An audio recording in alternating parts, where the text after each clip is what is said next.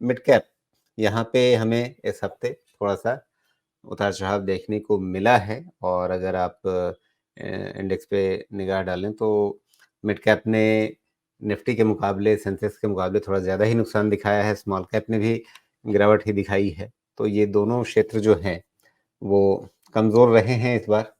अब यहाँ से आगे आप क्या देख रहे हैं? राजीव, जब मैंने मिड कैप के प्रोजेक्शंस बनाए थे और जब आपके ही चैनल पे रिलीज़ किया गया था, तो मुझे लगता नहीं है कि किसी को विश्वास हो पाया होगा कि ये मूवमेंट देखने को मिल सकता है। मेरे वो टारगेट्स अभी भी इंटैक्ट हैं, रिपोर्ट अभी भी मेरे वेबसाइट पे है, पढ़ते रहिए, आपको वो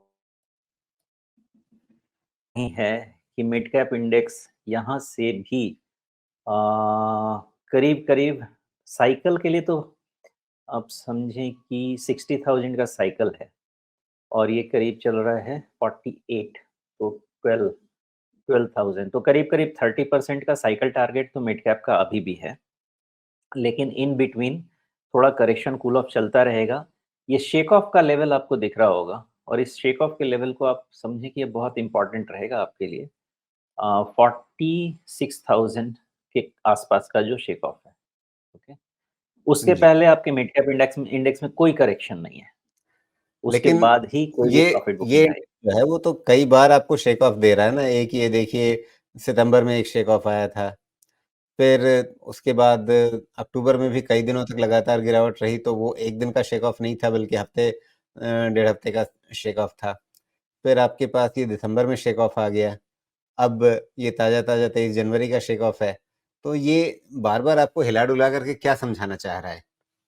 ये समझाना चाह रहा है कि ये जो पहलवान जी हैं, इनमें इतनी एनर्जी है कि किसी ने एक बार इनको पछाड़ मारा, सँभल गए, दूसरी बार मारा, सँभल गए।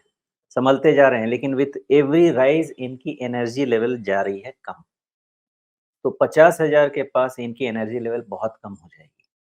तो एक shake of fine, 2 shake of fine, तीसरे के बाद नहीं सँभल पाएँगे और मुझे ऐसा लगता है कि 1 लेग से ज़्यादा इस रन में नहीं बचा है। इसलिए 2 लेवल का बहुत ख़ास ध्यान रखिएगा, 50 टू 51,000 के पहले इस इंडेक्स पे बहुत ज़्यादा चिंता मत कीजिए, क्योंकि 50,000 का डेविएशन पॉसिबल है वहाँ पे 1000 पॉइंट का। और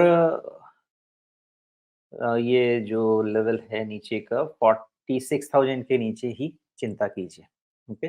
बिकॉज़ अभी भी रिज़ल्ट्स तो चलने शुरू हुए हैं हमारे मिड कैप के, स्मॉल कैप के तो आने अभी शुरू भी नहीं हुए, ज़्यादातर आएँगे और अगले हफ्ते से। तो इसमें स्ट्रेंथ है, लेकिन रिज़ल्ट बेस्ड करेक्शन पॉसिबल है। इसके अलावा फिर कहूँगा, पहले भी कहा था कि स्टॉक स्पेसिफिक मिड कैप और स्मॉल कैप में बहुत जगह बन रही है, जहाँ अच्छे रिज़ल्ट आ रहे हैं, तो उनका टाइम नहीं जाएगा। इंडेक्स गिरने का उनको थोड़ा झटका लगेगा, which will be an opportunity to add as long as you can.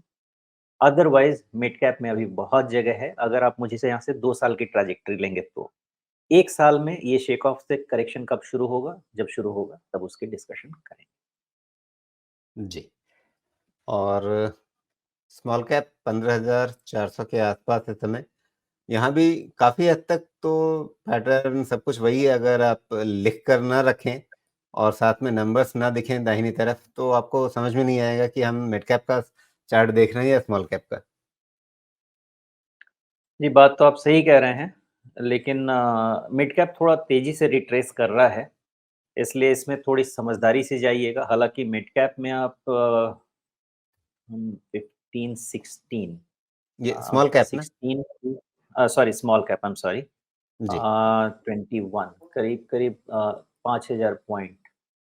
तो इसमें भी करीब-करीब 30-35% की जगह तो आराम से बनती है, एज़ मिड कैप के अगेंस्ट, बनेगी, आराम से बनेगी। लेकिन मिड कैप में स्मॉल कैप में शार्पनेस थोड़ी ज़्यादा है और अभी भी रहेगी। मुझे ऐसा अंदाज़ा है कि स्मॉल कैप, बिकॉज़ आपका डोमेस्टिक फ्लो अभी भी रिसीड नहीं हो रहा है और अभी लेटेस्ट आप न्यूज़ भी पढ़ेंगे, धीरे-धीरे जो कि होना था अब हो रहा है। बैंक से पैसा निकल के जा रहा है स्टॉक मार्केट में। ये जा रहा है, अच्छी बात है, लेकिन यहीं पे थोड़ा कॉशन भी आता है, जब बहुत ज़्यादा भीड़ एक जगह पहुँचने लगती है, तो वहाँ पे मुझे थोड़ा कॉशन सिग्नल हमेशा लेके रखना पड़ता है। लेकिन यही आपका पार्टिसिपेशन बढ़ा रहा है, जो 2% ऑफ द पॉपुलेशन से 4.5-5% पॉपुलेशन पे आ गया है इक्विटी मार्केट में हमारा पार्टिसिपेशन। इसका जो असर है आपके डोमेस्टिक म्यूचुअल फंड फ्लो पे पॉजिटिव रहेगा। एसआईपी पे पॉजिटिव रहेगा क्योंकि जीडीपी बढ़ रही है। जीडीपी बढ़ने से आपका पर कैपिटा जीडीपी बढ़ रहा है, खासकर दी जो upper strata of medical middle income class है उसमें बढ़ रहा है। वहां पे नॉलेज भी है, अवेयरनेस भी है। उसका पैसा किधर जाएगा? रिस्क बेस्ड एसेट क्लास में जाएगा। धीरे धीरे क्या हो रहा है, लोगों को समझ में आ रहा है कि real estate is not an investment option, not a viable investment option. उसमें लिक्विडिटी रिस्क ये सब बहुत ज्यादा है। इक्विटी की तरफ पैसा बढ़ रहा है और ये डिस्पोजेबल इनकम और बढ़ा रहा है। इंक्रीज्ड पर कैपिटा जीडीपी आपकी डिस्पोजेबल इनकम बढ़ा रहा है। और डिस्पोजेबल इनकम कहाँ जाता है? हमेशा स्टैंडर्ड ऑफ लिविंग बढ़ाने में जाता है। डिस्पोजेबल इनकम कभी भी नेसेसरी स्पेंडिंग में नहीं जाता है, मैंडेटरी स्पेंडिंग में नहीं जाता है। That is unavoidable. जो आपका डिस्पोजेबल इनकम आ रहा है वो कहाँ जाएगा? इक्विटी मार्केट इन्वेस्टमेंट में जाएगा, कंजम्पशन में जाएगा। लोग वॉशिंग मशीन और खरीदेंगे, लोग डिशवॉशर और खरीदेंगे, लोग माइक्रोवेव और खरीदेंगे, गैस जो चूल्हा है वो रिप्लेस होता रहेगा, चिमनी लगेगा। मतलब मैं एग्जांपल दे रहा हूँ जो कि क्रूड लैंग्वेज में सबको समझ में आ पाए। घर में आपके लाइट्स चेंज होंगे। जो नॉर्मल पंखे से भी हवा आती है, बिना लाइट के लोगों को हवा नहीं आएगी पंखे से, फिर वैसा पंखा लगेगा। पंखे में मोटर चाहिए होगा, रिमोट से आपका पंखा चलेगा। ये सारा कंजम्पशन को बढ़ाने वाला है और इसलिए मुझे ऐसा लगता है कि ये सारा पैसा, मोस्ट ऑफ द फंड आपके इक्विटी मार्केट में फ्लो होगा और कम से कम ये 2 साल 3 साल तो कहानी चलने वाली है। जी।